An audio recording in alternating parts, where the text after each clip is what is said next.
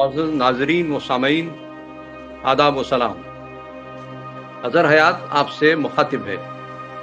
جنگ آزادی پر مبنی ناول آتش فشاں قسط بار آپ سماعت فرما رہے ہیں۔ گزشتہ ابواب کا مختصر خلاصہ سماعت فرمائیے تاکہ تسلسل اور ربط برقرار و قائم رہے۔ سامعین کرام، باب 37 میں آپ نے سنا تھا کہ ناول کے ہیرو ابھے کمار کو گھر سے گرفتار کیا گیا تھا۔ گرفتاری کی خبر ملک میں جنگل کی آگ کی طرح پھیل گئی۔ اخبارات نے اس خبر کو شہ سرخیوں میں شائع کیا اور ریڈیو نے اسے اہمیت کے ساتھ نشر کیا۔ انگریز گورنمنٹ ابھے کمار کی گرفتاری کو اپنا کارنامہ تصور کر رہی تھی۔ باب 38 میں بتایا گیا تھا کہ ادھر ابھے کمار کی ماں کی حالت غیر ہوئی جا رہی تھی۔ اسے اس بات کا ملال تھا کہ ابھے کمار کو قتل پر اکسانے کے فرضی جرم میں گرفتار کیا گیا تھا۔ اس کی چھٹی حص کہہ رہی تھی کہ اس کے بیٹے ابھے کمار کے ساتھ کچھ اچھا نہیں ہونے والا ہے، اس لیے وہ کچھ زیادہ ہی فکر مند تھی۔ تاہم وہ پوجا پاٹ میں دن رات لگی رہتی تھی۔ ابھے کمار کی بیوی وجیا کی صحت پر بھی اس خبر کا برا اثر پڑ رہا تھا۔ باب 39 میں بتایا گیا تھا کہ گرفتاری کے بعد ابھے کمار کو ناگپور میں سیتا برڈی کے تھانے میں رکھا گیا تھا، جو نہایت غلیظ اور گندا تھا۔ اس کے باوجود ابھے کمار کو کافی دنوں کے بعد یہاں بے فکری کی گہری نیند آ گئی تھی۔ دوسرے دن اسے ناگپور سینٹرل جیل میں ڈال دیا گیا۔ یہاں قدر صاف صفائی تھی اور اس کے مقابلے میں یہ بڑا بھی تھا۔ یہاں آ کر اس نے کچھ اطمینان کا سانس لیا۔ اس کی داڑھی بڑھ گئی تھی، جس کی وجہ سے اس کا چہرہ پر نور معلوم ہوتا تھا۔ جیل کے وارڈن اس سے بہت متاثر ہوتے تھے اور وہ ابھے کو کوئی پہنچا ہوا سادھو سمجھ رہے تھے۔ باب 40 میں ناگپور سینٹرل جیل کا مفصل احوال بیان کیا گیا ہے کہ وہاں کیسے کیسے قیدی مقید تھے۔ ونوبا بھاوے جیسی عظیم شخصیت بھی اسی جیل میں موجود تھی۔ صبح سویرے وہ جب بھجن گاتے تھے تو ابھے کو نہایت بھلا معلوم ہوتا تھا۔ چونکہ وہ دوسرے بیرک میں تھے، اس لیے دور سے ہی وہ بھجن کی آواز سن کر اس کا لطف اٹھاتا تھا۔ سینٹرل جیل میں ہر طرح کے قیدی موجود تھے۔ بعض تو اسے تفریح گاہ سمجھ کر انجوائے کرتے تھے۔ جیل کے حکام سے ان کی ساٹھ گانٹھ تھی، جس کی وجہ سے انہیں تمام تر سہولتیں مہیا تھیں۔ لیکن ایسی قیدیوں کی تعداد بھی کافی تھی جنہیں جدوجہد آزادی کی پاداش میں جیل کی سلاخوں کے پیچھے ڈالا گیا تھا۔ انہوں نے کسی بھی طرح ابھے کو اپنی موجودگی کا احساس دلایا۔ تب ابھے کو اطمینان ہوا کہ وہ یہاں بھی تنہا نہیں ہے۔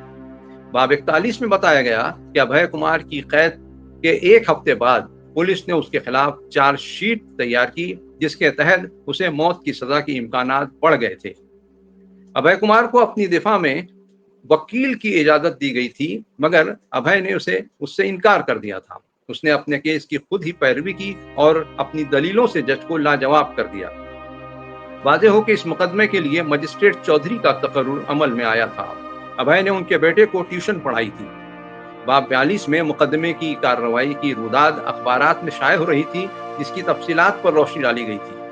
کورٹ نے مقدمے کی سماعت 5 دنوں کے لیے ملتوی کر دی تھی تاکہ ملزم کو اپنی دفاع کا موقع مل سکے۔ اب آگے کا احوال سماعت فرمائیے۔ باب 43 میں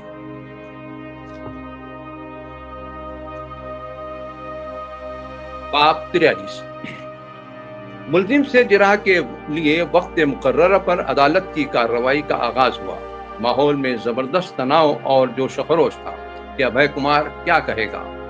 اس نے کوئی قانونی مشورہ بھی قبول نہیں کیا تھا۔ اسے قانون کا علم بھی نہیں تھا، کہیں ایسا نہ ہو کہ اس کی ناتجربہ کاری، نادانی اور بے باکی سے اسے پھانسی ہو جائے۔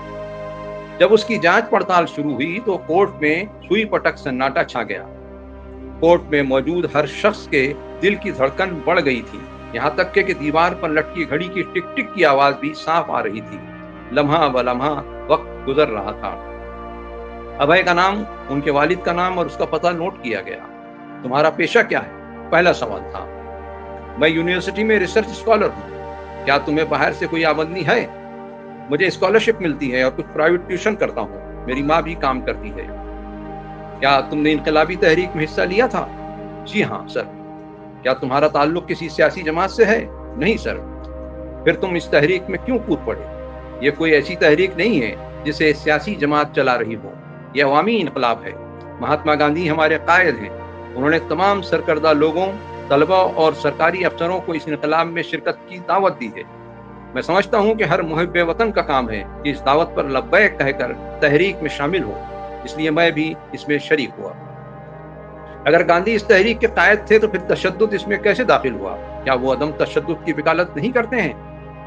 गांधी ने कभी तशद्दुद की हिमायत नहीं की। उनके नज़दीक तशद्दुद तो कमज़ोरों का हथियार है और वो कमज़ोर नहीं है। फिर वो कमज़ोर अमली मंसूबा क्यों कर बनाते? अभय ने कहा। फिर तशद्दुद क्यों भड़क गया? दरअसल ये जालिम और जाबिर ब्रिटिश हुकूमत के बेतुके तशद्दुद का रद्द अमल था। अभय ने दो टोक जवाब दिया। तुम क्या कहना चाहते हो? दरअसल दुनिया की मौजूदा अफरा तफरी और तशद्दुद की वजह से ये जंग हो रही है और गवर्नमेंट हिंदुस्तान में जंग की मुर्तकिब है जो तशद्दुद पर मबनी है।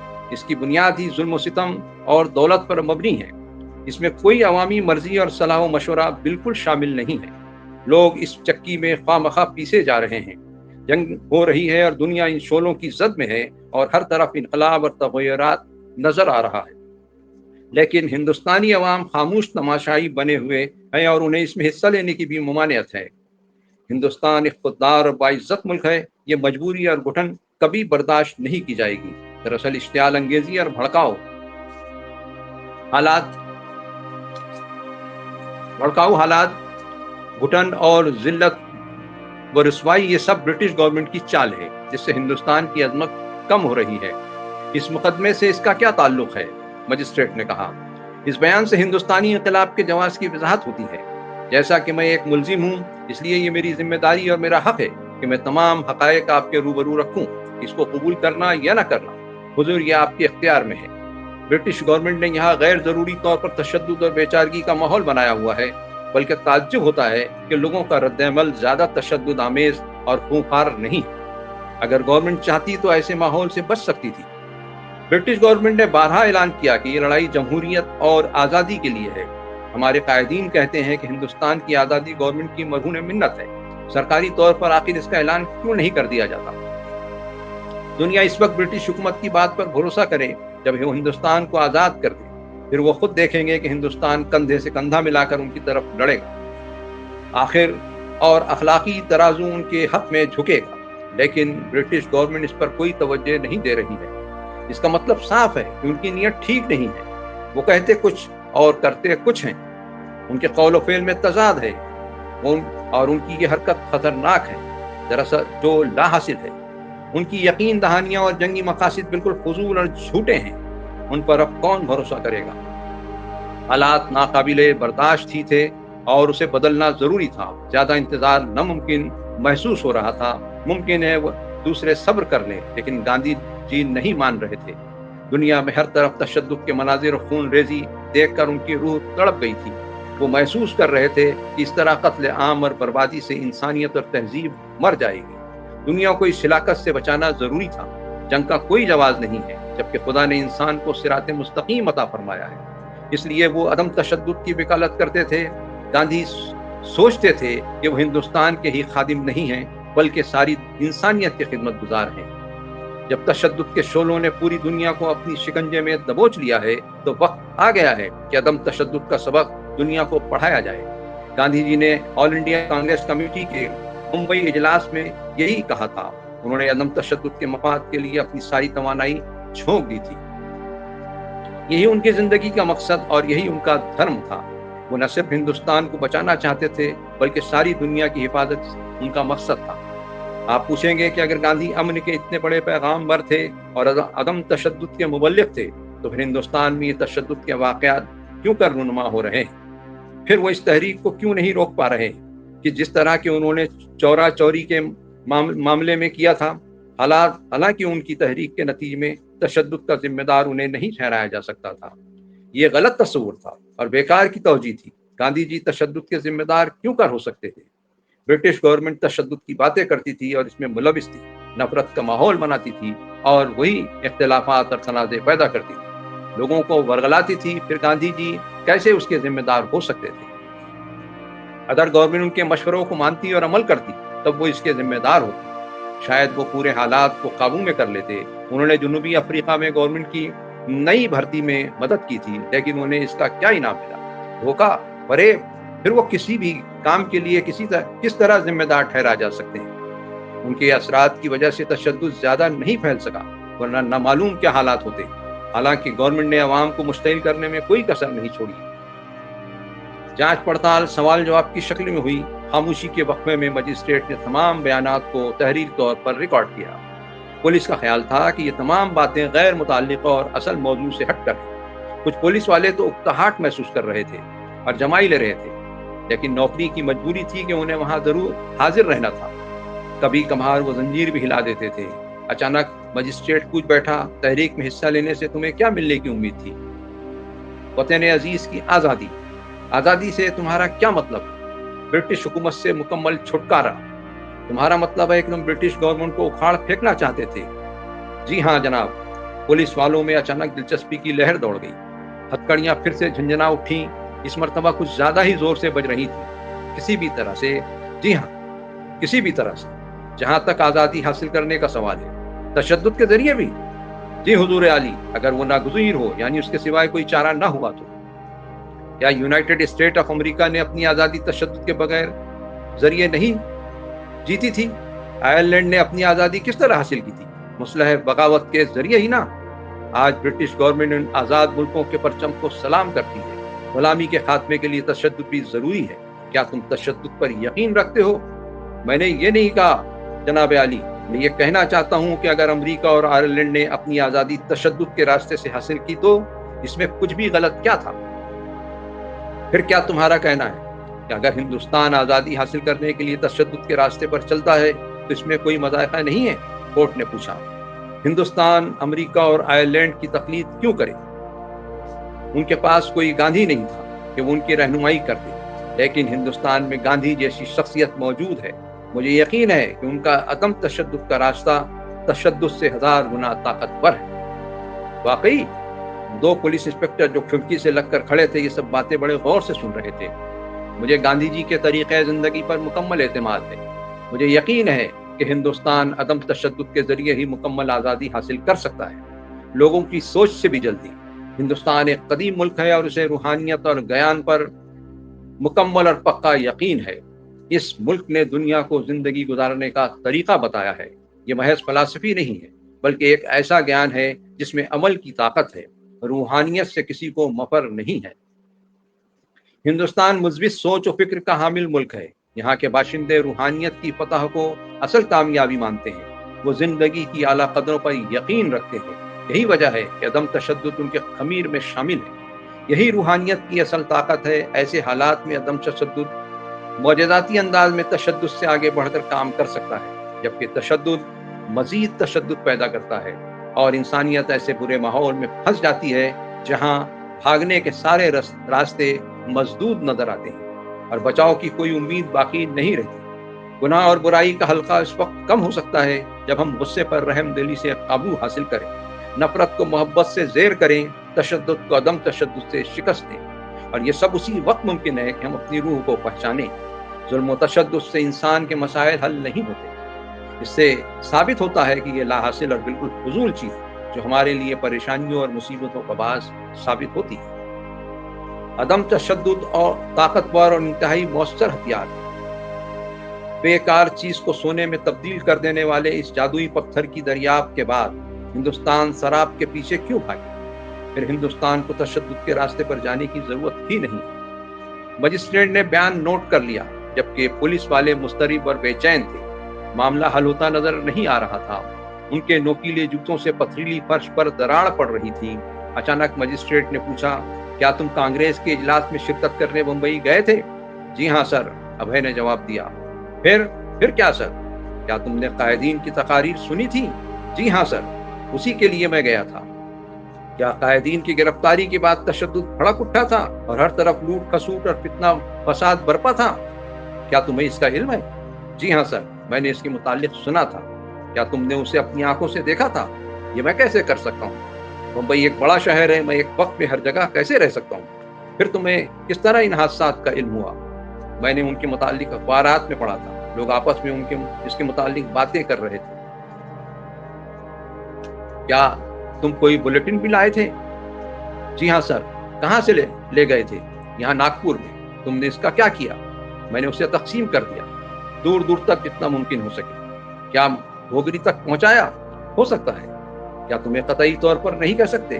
تم جس دن گھوگری میں قتل ہوا اور آگزنی کی واردات ہوئی، کیا تم وہاں موجود تھے؟ جی ہاں سر، لیکن میں ان واقعات سے پہلے ہی گھوگری سے نکل چکا تھا۔ لوگوں کو تشدد پر بھڑکانے کے بعد؟ نہیں سر، لوگوں کو تلقین کرنے کے بعد۔ کیا تمہارا اس سے کیا مطلب ہے؟ گھوگری اور اس کے اطراف کے لوگ مشتعل اور غصے میں تھے۔ بابا مانو داس کی گرفتاری اور عام گاؤں میں پولیس فائرنگ میں پھاگو کی شہادت سے لوگ بھڑک گئے تھے۔ ماحول اس قدر کشیدہ اور مخدوش تھا کہ وہاں کچھ بھی ہو سکتا تھا۔ میں نے وہاں کے لیڈروں اور سرکردہ لوگوں کو سمجھایا، صبر کی تلقین کی اور انہیں تشدد سے باز رہنے کو کہا۔ میرا خیال ہے کہ انہوں نے میری بات مان بھی لی تھی۔ کیا تم نے وہاں کوئی بلیٹن تقسیم کیا تھا؟ نہیں سر۔ پھر یہ سرخ بلیٹن ہینڈ بل وہاں کیسے پہنچا؟ مجھے کیا پتا، میں جو بلیٹن بمبئی سے لایا تھا وہ سفید تھا، لیکن گواہوں کا کہنا ہے کہ تم گھوگری کے گئے تھے تبھی یہ ہینڈ بل تقسیم ہوئے۔ یہ سچ نہیں ہے سر۔ پولیس والے پھر تذبذب میں تھے اور یہ تو ہونا ہی تھا کیونکہ اب وہ نشانے پر تھے۔ تم یہ کیسے کہہ سکتے ہو؟ مجسٹریٹ نے سوال کیا۔ گواہوں میں سے ایک نے کہا تھا کہ حادثے والے دن صبح میں گھوگری میں تھا، اور دوسرا گواہ کہتا تھا کہ یہ ہینڈ بل حادثے کے بعد اسے ملے، لیکن کسی نے یہ نہیں کہا کہ سرخ ہینڈ بل میرے پاس تھے اور میں نے اسے لوگوں میں تقسیم کیا۔ کیا تم اس بات پر کوئی گواہ پیش کرنا چاہتے ہو؟ میں کیوں کروں؟ پولیس نے مجھ پر الزام لگایا ہے۔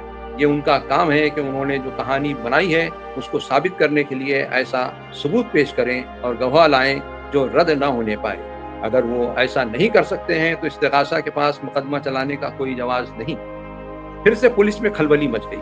کچھ توقف کے بعد مجسٹریٹ نے کہا، اگر تم یہ ثابت کرنے کے لیے کہ تمہارے پاس صرف سفید ہینڈ بل تھے اور گھوگری میں سرخ ہینڈ بل تم نے تقسیم نہیں کیے ہیں، کوئی گواہ ثبوت ہو تو پیش کرو۔ اس سے تمہارے کیس کو تمہارے حق میں تقویت ملے گی۔ حق کو ثابت کرنے کی کوئی ضرورت نہیں ہے۔ اگرچہ میں اسے ثابت نہیں کرتا، پھر بھی میں جانتا ہوں کہ یہ سچ ہے۔ اس کا مطلب یہ نہیں ہے کہ میں جھوٹا ہوں۔ جھوٹ کو ہمیشہ سہارے کی ضرورت ہوتی ہے، کیونکہ یہ بغیر ہیلا اور مکاری کے ایک انچ بھی حرکت نہیں کر سکتا، لیکن سچ کو آنچ نہیں، یہ ہمیشہ منور اور روشن رہتا ہے۔ اگر تم نے سرخ ہینڈ بل تقسیم نہیں کیے تو پھر گھوگری کے لوگ کیوں باغی ہوئے؟ دراصل پھاگو نامی کسان کی موت ان کے اشتعال کی اصل وجہ تھی۔ اسی طرح بابا مانو داس، جن کو سیاست سے کوئی واسطہ نہیں تھا، گرفتار کر لیے گئے تھے، اور سرکل انسپکٹر بابو رام نے بلا وجہ فائرنگ کی جس کی وجہ سے ایک عورت مر گئی تھی۔ حضور اعلیٰ، آپ جانتے ہیں ہندوستان میں مذہب اور خواتین کی کتنی عزت کی جاتی ہے۔ لوگوں کا ماننا ہے کہ بھگوان وہیں رہتے ہیں جہاں عورتیں پوجا کرتی ہیں۔ پھاگو سیدھا سادہ خدا ترس نوجوان تھا جس کو سیاست سے کوئی لینا دینا نہیں تھا۔ وہ بیوہ بوڑھی ماں کا اکلوتا بیٹا تھا۔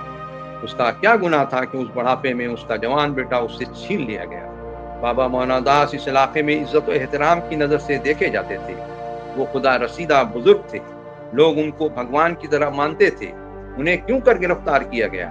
اور وہ عورت، اس کے بارے میں کہا جاتا تھا کہ وہ ماں بھاگوتی کی اوتار تھی، اسے ان کے دن کے اجالے میں موت کے گھاٹ اتار دیا گیا۔ پولیس والوں نے یہ کس قسم کی بہادری اور جواں مردی دکھائی تھی؟ اگر ایسے سنگین اشتعال انگیزی کے خلاف لوگوں نے اپنا آپا کھو دیا تو کیا ہم انہیں مورد الزام ٹھہرا سکتے ہیں؟ ان حالات میں تو کوئی بھی شخص نیچے نہیں بیٹھ سکتا تھا، وہ بھی تو مٹی کا پتلا ہے۔ اگر گورنمنٹ صبر نہیں کر سکتی، پاگل پن اور غیر ذمہ دارانہ حرکت کا مظاہرہ کرے گی تو اس کا نتیجہ کیا ہوگا؟ کیا ملک میں افراتفری نہیں مچے گی اور قانون کی دھجیاں نہیں اڑے گی؟ گورنمنٹ اس بنیادی بات کو سمجھنے کے لیے تیار نہیں۔ گھوگری میں جو سانحہ ہوا، اگر اس کا کوئی ذمہ دار تھا تو وہ پولیس ہی تھی۔ سر، ہم اس بیان کی سخت مذمت کرتے ہیں، ایک بے باک آفیسر زور سے چلایا۔ بالکل غلط، سراسر غلط۔ دوسرے پولیس والے منہ ہی منہ میں بڑبڑانے لگے۔ آرڈر آرڈر، مجسٹریٹ زور سے کہا۔ ابے کمار اس بیجا دخل اندازی کے درمیان خاموش کھڑا تھا۔ سر، میں ان بات پولیس والوں کی غیر ذمہ دارانہ حرکت سے حیرت زدہ ہوں۔ میں تو ملزم ہوں، لیکن اس کی حرکتوں سے یوں محسوس ہو رہا ہے کہ یہی مجرم اور خاطی ہے۔ میں جاننا چاہوں گا کہ حضور عالی، کیا میں نے اپنی دفاع میں جو کچھ کہا وہ درست ہے؟ اگر نہیں تو میں اس کارروائی میں حصہ نہیں لینا چاہتا۔ یہ کہہ کر وہ بیٹھ گیا۔ कोर्ट में हलचल मच गई। गवर्नमेंट का नुमाइंदा मुसीबत में फंस गया, वो घबरा गया। दूसरे मुशीर जो डिफेंस कमेटी की नुमाइंदगी कर रहे थे, उनका कहना था कि मुलजिम को अपनी दिफा में बात रखने का पूरा हक हासिल है। कोर्ट ने फैसला सुनाया कि मुलजिम को अपनी दिफा में बयान देने का पूरा हक हासिल है, लेकिन ये कोर्ट को इख्तियार है कि उसका तज्जिया करे और उसको कबूल करना चाहे उसे कबूल करे, और जिसको खारिज करना चाहे उसे रद्द करे।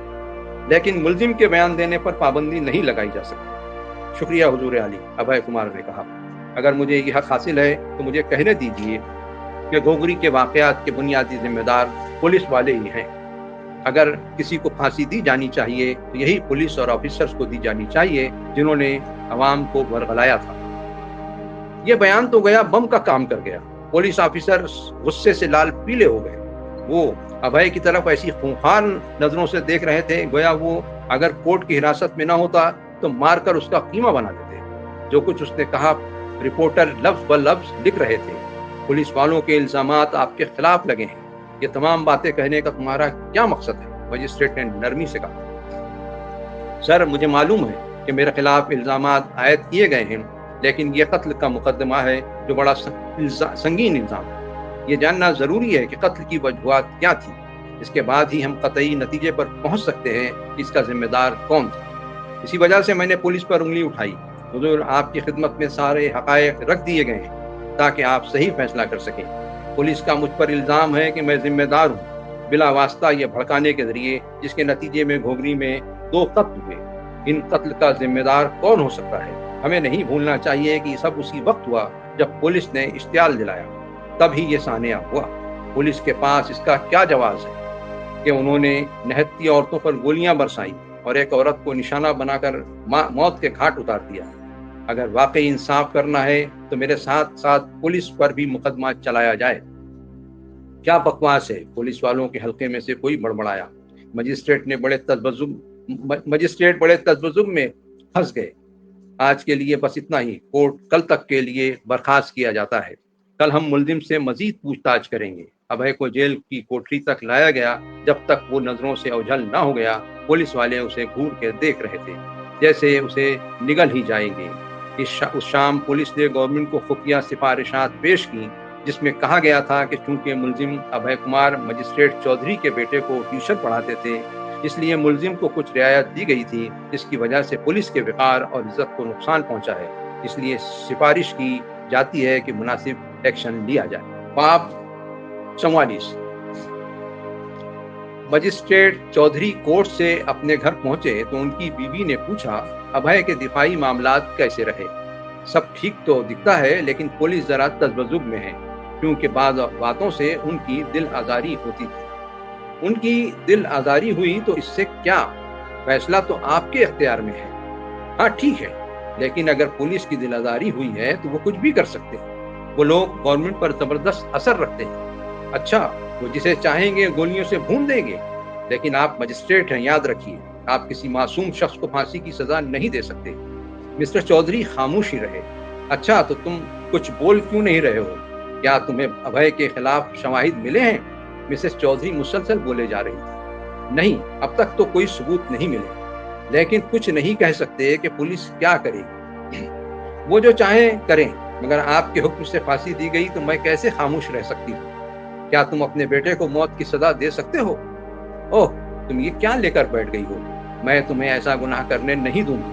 अगर उससे कोई खता हुई है और आप उससे इत्तेफाक रखते हैं, ये अलग बात है, लेकिन कराइनी शवाहिद की बुनियाद पर आप उसे फांसी नहीं दे सकते। वो एक अच्छा लड़का है, सीधा साधा है, बकरी का बच्चा। जैसे आप इतने संगीन दिल कैसे हो सकते हो कि उसे तख्तेदार पर पहुंचा देंगे? नहीं, मैं आपको इसकी इजाजत हरगिज नहीं दूंगी। मैं अपने भगवान को क्या जवाब दूंगी? अगर आप अपने आला अफसरों को खुश ही करना चाहते हैं तो उसे 5 या 7 साल के लिए जेल भेज दीजिए, लेकिन आपको कोई हक नहीं है कि आप उसका घर उजाड़ें। अगर आप अपने ज़मीर को मारना ही चाहते हैं तो आपकी ऐसी नौकरी भाड़ में जाए। बीवी की झकझक से मजिस्ट्रेट साहब सहम से गए। ऐसा लगता था कि उसके पास कोई खुदा की ताकत आ गई हो, जो शर को खत्म करके ही दम लेगी। वो अपनी बीवी को खूब जानते थे। उनकी शादी को 25 बरस गुजर चुके थे। उसने कभी उनके मामले में आज तक दखल अंदाजी नहीं की। वो रिवायती किस्म की खातून थी जो अपने शौहर से बेपनाह मोहब्बत करती थी। اور اسے اپنا مجازی خدا مانتی تھی۔ اس کا زیادہ وقت گھر کے کام کاج میں بیتتا تھا یا کوئی مقدس کتاب کے مطالعے میں۔ حالانکہ وہ زیادہ پڑھی لکھی نہیں تھی، پھر بھی گیتا، رامائن اور بھگوت کو تفسیر کے ساتھ پڑھتی تھی۔ اس کے پاس وقت تھا، نہ ہی اس کو اخبار پڑھنے یا کوئی دوسری کتابیں پڑھنے کا شوق تھا۔ اس کو اس کی بھی پرواہ نہیں رہتی تھی کہ اس کے شوہر کیا کرتے ہیں۔ وہ ایک سگڑ خاتون کی طرح ان کا پورا خیال رکھتی تھی اور انہیں مکمل آرام پہنچانے کی کوشش کرتی تھی۔ بہت کم ایسا ہوتا تھا کہ دونوں میں نظریاتی اختلاف ہوا ہو، لیکن کبھی اس کے مذہبی جذبات کو ٹھیس پہنچتی تھی تو وہ پھر آگ بگولا ہو جاتی تھی۔ اس وقت اس کے شوہر نرم پڑ جاتے تھے۔ اپنی بیوی کے اس مزاج اور اس پہلو سے اکثر وہ فکر مند رہتے تھے، کیونکہ وہ جانتے تھے کہ اگر اس نے اپنی کوئی رائے قائم کر لی تو پھر اس کا فیصلہ چٹان کی طرح اٹل رہتا ہے۔ ابائی کے معاملے میں کچھ اس طرح کے حالات بن گئے تھے، اسی وجہ سے چودھری صاحب فکر مند تھے۔ ٹینشن تو دونوں کے درمیان اسی وقت سے شروع ہو گیا تھا جب چودھری صاحب کا ابھے کے کیس میں اسپیشل مجسٹریٹ کی حیثیت سے تقرر ہوا تھا۔ مسز چودھری چاہتی تھی کہ یہ کیس کسی اور مجسٹریٹ کی طرف منتقل ہو جائے۔ اگر ان کے شوہر یہ کیس لیں گے تو اس کا یہ مطالبہ ضرور رہے گا کہ چودھری صاحب ایسا کچھ کام نہ کریں جو ان کے ضمیر کے خلاف ہو۔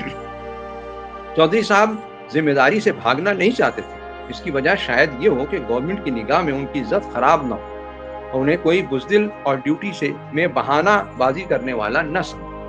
موجودہ حالات میں یہ سخت قسم کی تہمت اور الزام سمجھا جائے گا۔ ان باتوں سے کے مد نظر انہوں نے یہ کیس لینا قبول کر لیا۔ ان کی بیوی ہر شام ان سے اس کیس کے متعلق پوچھتی رہتی تھی اور اپنی عقل سلیم سے اسے سمجھنے کی کوشش کرتی رہتی تھی۔ چودھری صاحب کی بیوی یہ جان کر بہت خوش تھی کہ ابھے کے بیانات اطمینان بخش ہیں اور اب تک اس کے قصور کا کوئی پختہ ثبوت بھی نہیں مل سکا تھا۔ اسے پورا بھروسہ تھا کہ بھگوان اس کی ضرور سنے گا۔ اس کی خوشی سے اس کی تصدیق ہو رہی تھی۔ اس نے اپنی ملازمہ سے کہا، چولہا جلاؤ اور گرم گرم پوری بناؤ، تازہ گھی آج ہی دکان سے آیا ہے۔ صاحب تھکے ہیں۔ مجسٹریٹ صاحب اندر ہی اندر مسکرا رہے تھے۔ وہ تو کئی مرتبہ تھک کر آتے تھے اور تازہ گھی بھی آتا تھا اور ڈبہ بھرا بھی رہتا تھا، لیکن پوری کبھی نہیں بنتی تھی۔ جب وہ رات کا کھانا کھا چکے اور سونے کے لیے بستر پر جا رہے تھے، تبھی ایک چپراسی نے یہ اطلاع دی کہ ڈسٹرکٹ مجسٹریٹ نے انہیں فوراً طلب کیا ہے۔ معزز سامعین، آج کی نشست میں بس اتنا ہی۔ آج آپ نے باب 43 تا 44 دو ابواب سماعت فرمائے۔ آئندہ ہفتے جنگ آزادی کی کہانی پر مبنی ناول آتش فشاں کے اگلے ابواب کے ساتھ پھر ملاقات ہوگی۔ اللہ حافظ۔